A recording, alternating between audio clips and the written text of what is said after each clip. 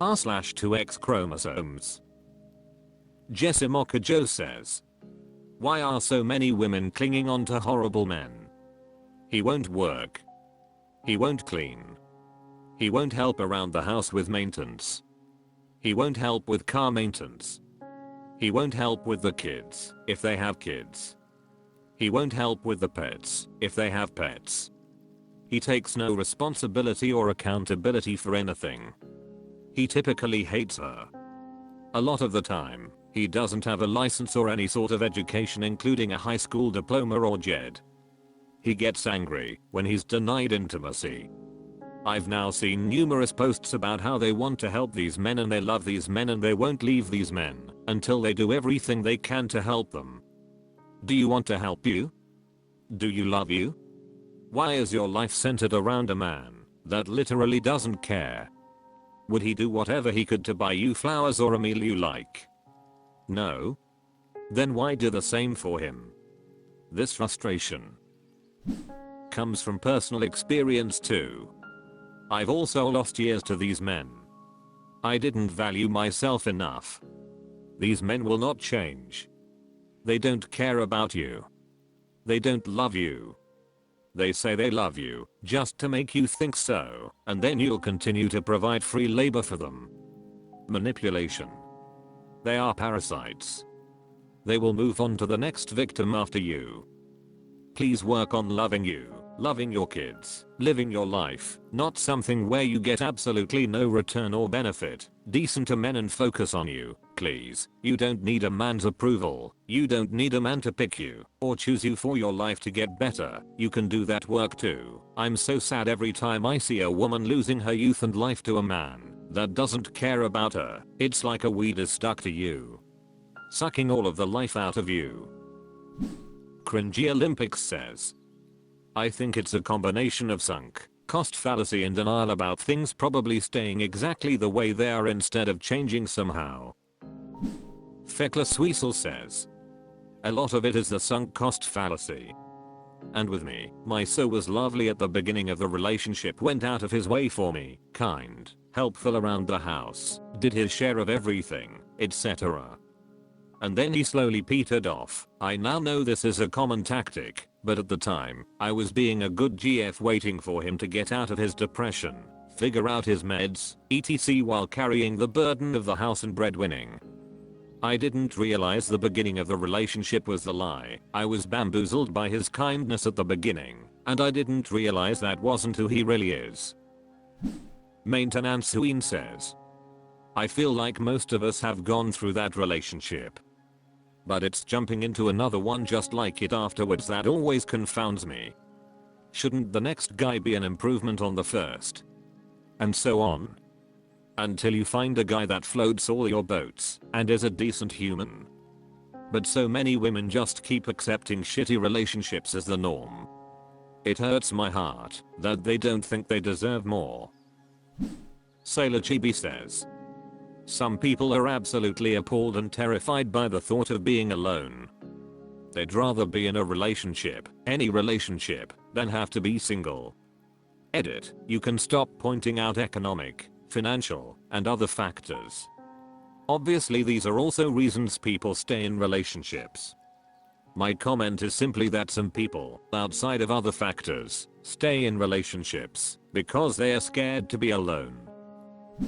Veritan says, my mum put this onto me when I was 16 years old. Said she didn't care who I was with, it could be anyone. She was just terrified of me being alone. I realize now she was projecting her own fears onto me. She wasted her short life on a man who didn't care about her. I wasted 13 years, but no longer. Breaking this BS cycle for my daughter. Maintenance Queen says, good for you. So proud of you. Oganta says, he's really a great guy and I don't know how I would have gotten through the past years without him. 3 paragraphs following of the absolute reddest of flags. Shameless Devil says, I swear my husband is a good guy. Then they proceed to spend paragraphs describing a selfish partner with shitty behaviors. Denial is strong. Rederul 770 says, He's the sweetest guy I've ever dated. He had one time brought me a flower he picked off the sidewalk. Sparrow 125 says, for me, initially it was sunk cost fallacy. Then, when it tipped from negligence and incompetency to abuse, it becoming too dangerous / too much work to leave. We all present our best selves when we start a new relationship. I was so in love with his full self that it took me until it was too late to realize his true one. r/2XChromosomes. Serious Calligrapher 6 says, how to deal with a friend who always brings her boyfriend around with her. For context, I completely understand that priorities change when in a relationship, and I have no issues with that. It's how she's behaving around us that's becoming an issue. Essentially, my friend who I live with other friends too, thank God, spends essentially every waking moment with her boyfriend. He's always over, or she's at his, which is fine. But if we ever make plans to hang out, she's constantly checking her phone for messages from him, and yesterday she left our group hangout to go see him and his friends, and it's becoming kinda exhausting. I totally understand things change in a relationship, however I'm sick to death with her only ever talking about him and insisting on bringing him everywhere when we hang out, or leaving halfway through any plans with us to go see him. He hasn't changed his schedule at all for her. He still sees his friends like normal, but she now just spends time with only him and his friends.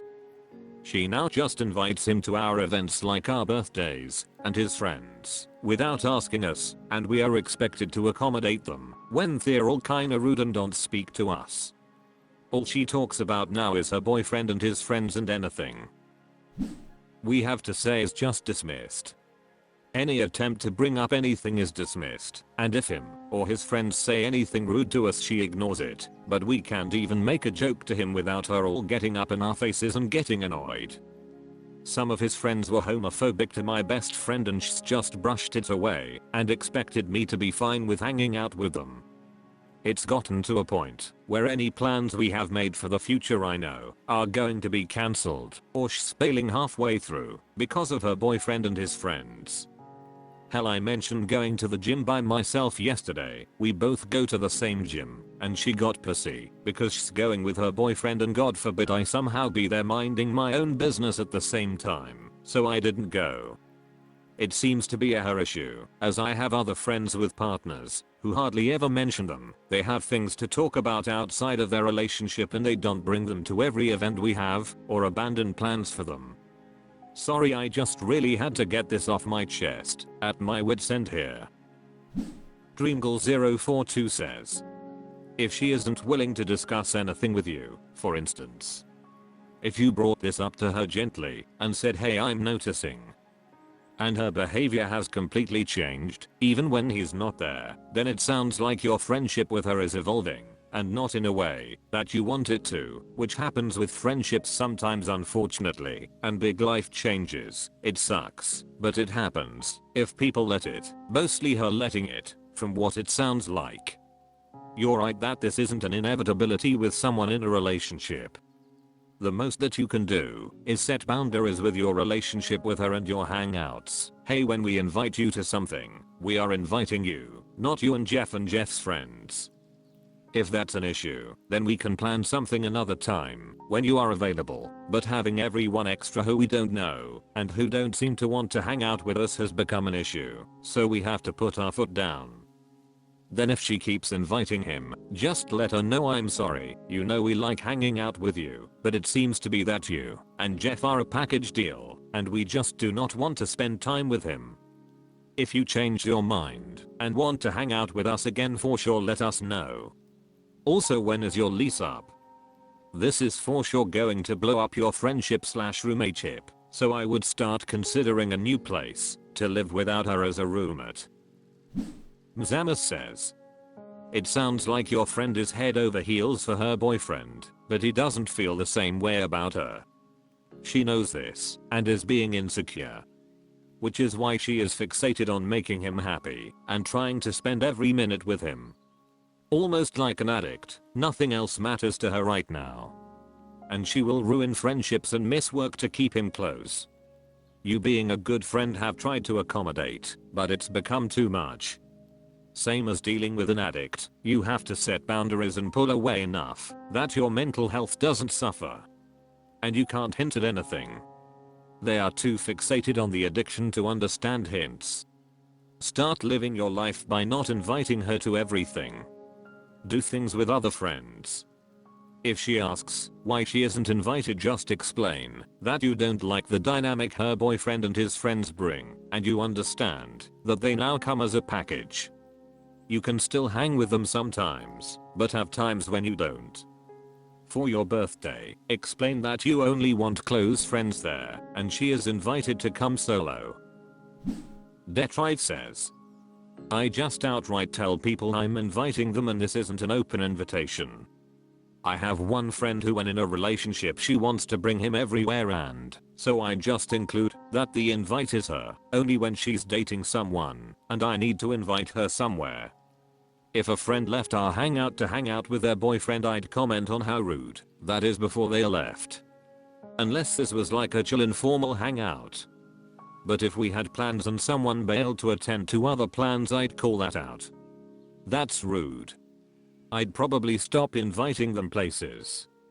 If someone only talks about their boyfriend, I try to gently steer the conversation elsewhere. I ask them other questions, or I comment on shared interests to try to get the discussion around that. It has gotten to the point with people where I've said, okay, I can't hear about Chad anymore. I need us to talk about something else. If they get offended by that, then they stop talking to me at all, which, hey, is still a win cause I don't have to hear about Chad anymore. After Distribution 69 says, is he abusive? Does he refuse to let her out of his sight and hang out with her friends without him? That's where my mind went. I'd sit her down and tell her that I was concerned for her and ask if she was okay. Even if he's not abusive, perhaps if she realizes that the constant togetherness gives the impression she is in an abusive relationship, she will dial it back. Go into the discussion armed with referrals to professional services. If he is abusive, she needs professional help in dealing with it. Flapifix says, how long have they been together? Maybe this will change with time, when the excitement of the first few months kinda goes down. It sucks though, I've been in the position of that girl, and when I broke up with him, I realized what I was doing. It usually has to do with a toxic relationship, apart from the slight chance that it is just excitement, as I said before.